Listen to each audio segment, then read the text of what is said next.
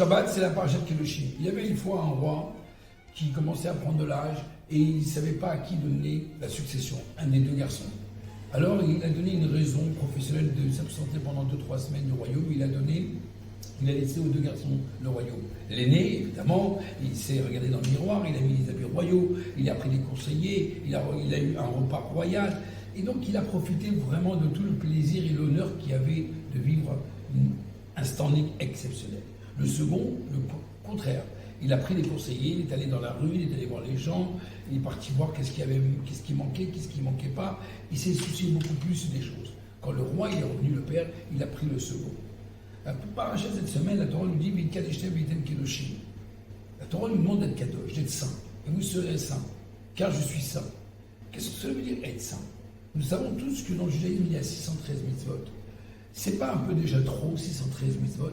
Qu'est-ce qu'on a besoin? Il y a un mot chez les Chassidim, on dit toujours ce qui est interdit est interdit, ce qui est permis est de trop. Ce qui est permis n'est pas nécessaire.